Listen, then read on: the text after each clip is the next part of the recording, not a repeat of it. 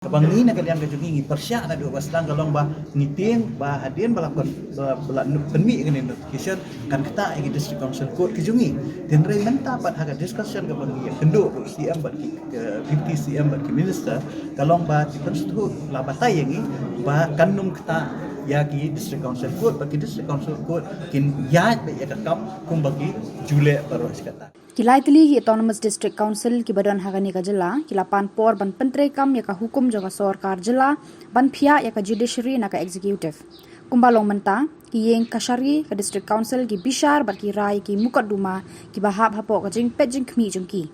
kilai ngut ki CEM kila ong balada pentre kam ya ka ni ka hukum kidan ka jing sier bala ban du no ya ka bor ka ikhtiar jungki kor ka district council Kilapan por arsengi ban ailat ikinong ya saat an bat ki MDC bikin ya peliu jingmut halor kani kakam. Chief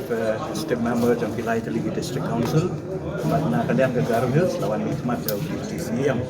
dekamat kebangi keren lagi dikasih ke dia ketuka proposal na kalian ke government na ban demi ya ketuka notification ban extend ya ke CRPC bagi CPC ke state Igorok Kowe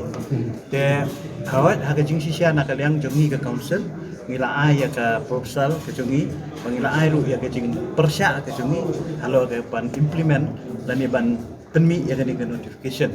ban petrikam abaro atau kawai ke state de ngilayo ya ke call mentasi ke jingpat ke meeting bat ngilai discuss ba bat ngilai deliberate ba nadu ba almost 1 hour mo ngilai discuss ba bat hadir ba ngilai kham ngam jelio halo ke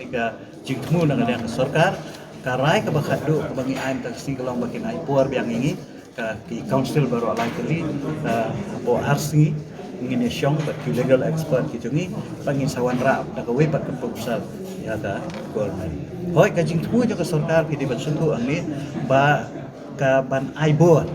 ya kini ki judicial magistrate ki ba ka sarkar kala thum hadin bala secretariat ya ka eksekutif bat ka judiciary tip menshwa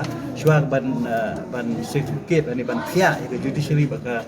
eksekutif kamut u DC lani u additional district magistrate u judicial magistrate den re hadian bala secretariat no tegila mi mentagi judicial magistrate